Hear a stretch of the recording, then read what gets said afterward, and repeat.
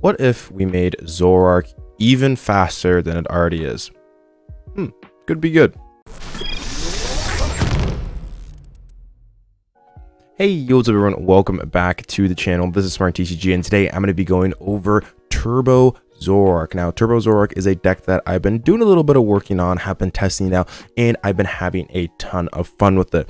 Basically, how this deck works is we're going to be utilizing cards like Trekking Shoes and Rotom Phone, and also the Primate Wisdom Oranguru to be able to turbo through the deck so we can maximize our opportunities to be able to use Ticking Curse on turn 2 as much as possible. Ticking Curse does 50 damage times 50 for each of your opponent's Pokemon that have any damage counters on it. Very, very powerful attack, able to one-shot most things in the format. Its V-Star power is incredibly powerful with that Phantom Star. During your turn, you may discard your hand and draw 7 cards. So it is a Professor's Research as an ability, which is super, super strong. So really like Zoroark, one of the most powerful cards to come out of the new set. Here is the list that we're going to be running. As you can see, tons of turbo cards. We got things like the Trekking Shoes, or the Orangurus, the Rotom Phones as well. We're just trying to go fast and deal as much damage as possible. List though still relatively standard though when it comes to the strategy. Our goal is to use our Gengar's Netherworld Gate to get damage counters onto it, and then use Damage Pump to move those damage counters around so we can one-shot everything in the format. All right, let's hop into some games. Alrighty, so hopping into our game here, going to be going up against the Mew VMAX deck. Looks like they got themselves off to a great start with that Battle VIP Pass. Kind of wish I could play something like Battle VIP Pass in this deck, but there really isn't necessarily enough space. But for Mew, obviously, there is the explosive start, the double VIP Pass, along with just the raw Mew as well starting active is just ridiculous. So off to the races here.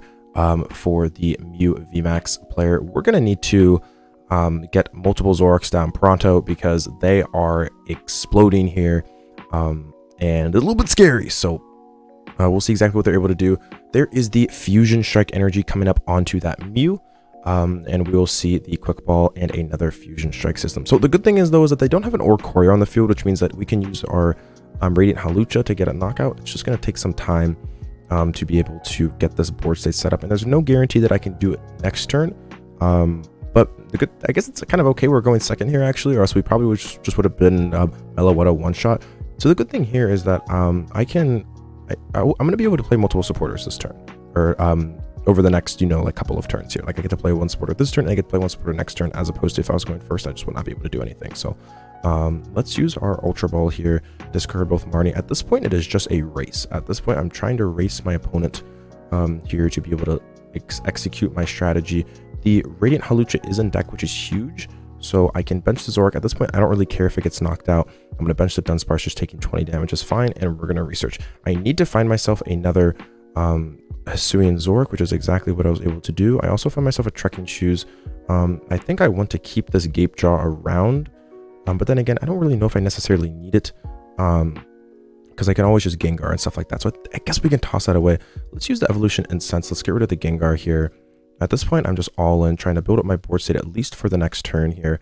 Let's grab ourselves a Zoroark. Let's drop this down on the field. Let's get the 20 damage. I can poke this for 30 here at the very least.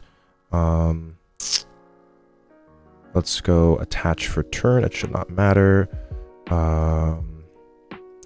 I can retreat, Primate Wisdom, the Research on top. There's another Quick Ball, so that's very good. And I can Void Return for 30 here. So I'm going to be able to deal 10 damage. Oh yeah, minus a 20. So we'll do 10 damage here, but we'll go into the Dunsparce and sacrifice this. Best case scenario here is that they actually just miss the boss's orders knockout, but at this point I'm expecting the boss's orders. It's going to show up, so I'm going to try and build our board state around that. If they go in with the Mew VMAX here, then we should be okay if we can just get this big knockout. But obviously that remains to be seen. There's a Tails on Chromatic. That's always good. Because if they have to knock out a Dunsparce with a Mew VMAX, that's going to feel really bad.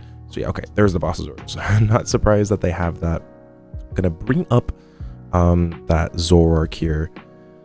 And we're going to get knocked out most likely. It's very, very likely. The fact they put the DTE there is a very big sign that we are going to get knocked out. So there is the Ultra Ball, getting rid of a couple more things as well, grabbing that Mew VMAX too. So the goal is that they put down both their Mew VMAX early, and then I can always just go boss's orders next turn if they attack with something like Meloetta, right? So I do have an opportunity here. There is the Rose Tower. They still got a lot of stuff that they could potentially do. as in the Fusion Strike system. So off to the races here. There is the Chromatic as well. All right, there is the heads. All right, so they are popping off here. The big question is, do they get a second Mew VMAX? Because that's something that I'd actually kind of like them to do here. Because if they do that, then we'll be able to take another, or we'll have a direct line to win this game, which is very good. So let's see exactly what they plan. We're going to need Damage Mover as well. The good thing is that we don't actually need a whole lot next turn to get this knockout. Like, it's very realistic we get the knockout next turn, because all we need is a belt. The Hawlucha should be easy, and the Zoroark should be easy as well. It's just kind of like finding that belt, and the Damage Mover as well should be pretty free as well to get. So they're attaching the Choice Belt there, which is a sign that they might go back-to-back Mew VMAX, which could be a good thing. So there's a Cross Fusion Strike into the Techno Blast for the knockout, dealing 190. And now I have to make a move here. I have to do something this turn. I gotta take a knockout. So let's promote the Oranguru here. Let's top deck the research. Great. The research there is really good. I can use the Netherworld Gate, getting some damage on this. We'll go here. Let's go here, and then I can Professor's Research. It's okay to discard one boss's orders. So we prize the Crobat. That's really bad that is the case here. So we're gonna have to grab ourselves a Zoroark, and we just need to draw into that Hisuian. Actually, we probably couldn't even bench it. Never mind. Because of the fact that we would not have enough bench space. So that's actually kind of good that it's prized there. So now I know that that's important. I'm going to switch into the Zoroark. I am going to Rose Tower for 2 here first. I'm just trying to maximize the opportunity for me to be able to get this knockout, and our chances just went way up here. So we're going to be able to damage pump. Let's move the damage from here onto here and here. That seems fine. And then I'll be able to Professor's Research, draw in 7 cards. I just need to find the Zoroark, and that's exactly what we're going to be able to do. Here comes the Hisuian Zoroark. I prized 2 as well, so I'm going to need to take 1 off the prize cards. Let's evolve this one here. All right, so I'm going to need to bench the Radiant Hawlucha, and then all I need here is just going to be a Damage Mover and then also a Choice Belt. So let's go Quick Ball, discarding the Manaphy. Let's grab ourselves a Diancie. That seems fine. We have 3 Damage Mover. Rotom Phone as well can probably get one of these pieces pretty easily. So that is good. That's a Rotom Phone, and we got none of them. No. Okay. So that is so wild. Okay, so we missed it. That's not good. That's not good. Okay.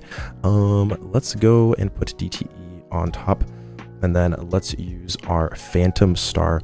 Discarding, drawing 7. Do we get the Choice Belt and the Damage Mover? We do. All right, perfect. Okay, so we're gonna be able to damage pump here. Let's move the damage from here. Let's move 1 to here. Click done. Choice Belt. We can also Trekking Shoes. I doubt they play Roxanne or anything. Let's just keep. I mean, I guess we really don't need to actually. The more that I think about it. I can put down Gapejaw just to thin out the hand. Potentially, if they use a Rose Tower or something else, that'd be fine. And then let's use that Ticking Curse to take the knockout. Because if they're Rose Tower, then it's just another card I thinned out of the deck. So that's good. Let's go 1, 2. There's a Zoroark. Okay, thank goodness. There's a Zoroark, and there's another one. Okay, so we got all the Zoroarks here. They're gonna promote the Mew, which likely means that they're gonna. Well, there's a good chance that they take the knockout with the Mew here, which would be huge. There's the Alessa Sparkle coming out. And we'll see exactly if they do take it. If they do take it, we should just be able to clean up this game pretty easily, as we do have another Crobat. We have a Crobat in the hand that we originally prized. So, oh, they failed the Sparkle. Oh no. So that might mean that they have to attack with something like this Mew VMAX, which would be an absolute death sentence to them if they don't have something like that or a Choreo to be able to let them survive. Because right now we're doing 330, 360, 340. Actually, I think we're doing knockout anyways, I think, actually. So ends up being okay, actually. Oranguru I don't think matters, because we'd be doing 330, 360, minus 20, minus 20. Yeah, I think that's enough. Okay, so here is the power tablet coming out here. And we'll see if they're able to. Yep, here it is, Technoblast. There is the knockout, so we just need to grab ourselves a Choice Belt. That's all we need. We are so close to being able to beating one of the most powerful decks in the standard format here. Let's promote the Oranguru. Let's draw for turn. There is a quick ball. That is fantastic. You love to see that. We can attach a double turbo for turn. Let's quick ball away the Hisuian Zoroark. And then we can Crobat for 2, as well as Trekking Shoes. Feels quite good. I actually don't mind Trekking Shoes here because I might just be able to thin the hand out even more. There is a damage pump. This actually should not matter. I don't want this. So let's draw for turn. Oh, and there is a Choice Belt. I'll be able to bench, draw some more cards, take the damage pump damage, and then I'll be able to retreat and use Ticking Curse for 340 damage, taking that knockout versus Mew VMAX. First game went absolutely fantastic versus one of the best decks in the format. Let's get into the next one. Alrighty, everyone, hopping into our game here. Looks like we're going to be going up against that Kyurem VMAX deck. One of my favorite new decks in the format here. Definitely love to see the Kyurem VMAX being repped here. Let's Trekking Shoes. Let's use our Quick Ball, discarding that. Let's grab ourselves a Hisuian Zoroark. Seems pretty good. We can get that down on the field. We also can utilize our Netherworld Gate as well. I think at this point, though, I'm going to assume that they don't play Hand Disruption, so we'll just pass that off to them. Pretty good start here. I mean, we have the Zoroark for next turn. We have Research. We have Damage Pump as well. So we have a lot of things that are going in our favor. So I think this is looking pretty good here. All right. There is the Palkia being benched. All right. And they also have the Bidoof as well. So yeah, going up against this Kyurem V Palkia deck.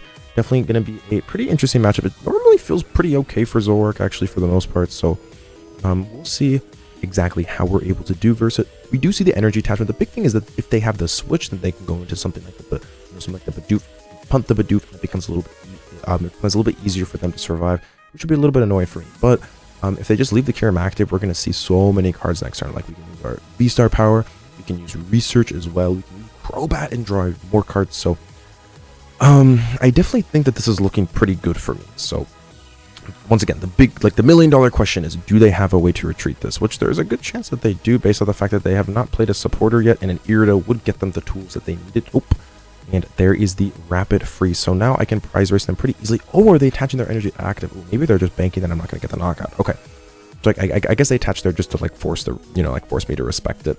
And okay, so they just had a ton of energy anyway, so I guess that makes sense why they won one on active. So all right, so let's go Zoroark.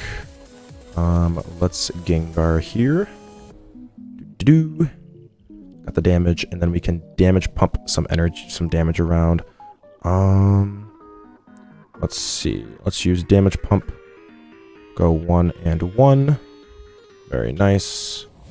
Let's attach the air balloon. This should be a pretty easy knockout here, just based off the amount. Oh, I probably should attach the air balloon there as well. Okay, that's fine. Let's go Choice Belts, attach. Yeah, definitely should attach air balloon there. That's a whoopsies, but it's okay. It shouldn't be too big of a deal. We can always just retreat this anyway, so it's not that big of a problem.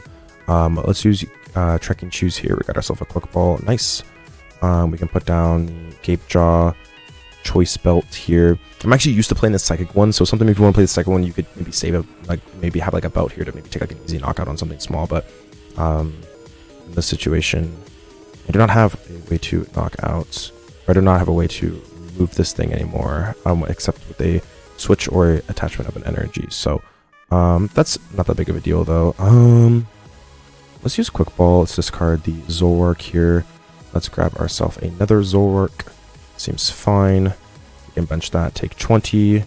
Let's go here as well. Let's Ultra Ball. Let's grab ourselves another Gengar, and then I think I can just utilize Phantom Star here. Yep. Phantom, discard, draw 7, looking for a double turbo, and we do not find one. All right, so that is not great. I did find myself an Ultra Ball at the very least. So what I can do here is I can Ultra Ball away these two, grab myself a Crobat here. That seems fine. Let's do that. Let's burn the switch. Let's Rotom Phone. No, let's just Crobat for 3 first. Yeah, let's Crobat for 3. Looking for that double turbo energy. There's the double turbo. Okay, so this becomes way easier now. Let's go attach here. And then I kind of have everything I need. I can also Gengar as well, but there's no really reason to at this moment. So let's just use the Ticking Curse for the knockout, dealing 260 damage there. Getting ourselves a nice and easy knockout. Gapejaw Bog, not necessarily the most hopeful, but another Hisuian Zoroark. could be useful. So at this point here, I'm really hunting a Cyllene at some point in the game, because I am going to need it to recover that final Zoroark. So this could be a little bit weird if I don't get myself that Cyllene.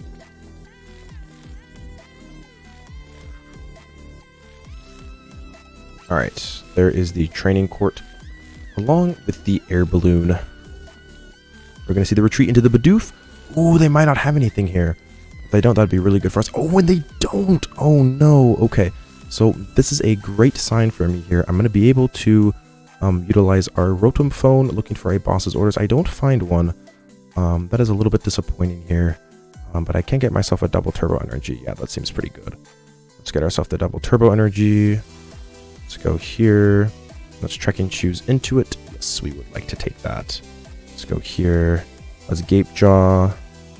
Let's bench another Zoroark. That seems, I guess, we really, yeah, we guess bench another Zoroark here. Yep, take that 20 damage there. I have damage everywhere here, which is great.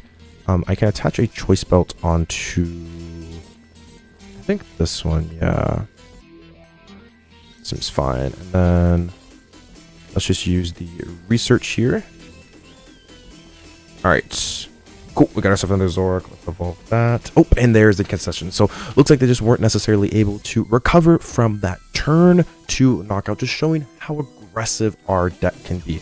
So that's going to be it for the video. If you enjoyed the content I provide, make sure to leave a like and subscribe. But that is Turbo Hisuian Zoroark. I love it. It's really fun. You go really quickly, and it is a really strong deck. But with that being said, thank you so much for all the support as always. If you enjoy the content, as I said, make sure to leave a like and subscribe. Let me know what you think in the comments as well about the deck. Alright, SmartTCG, and I'll speak with you again soon. Peace out.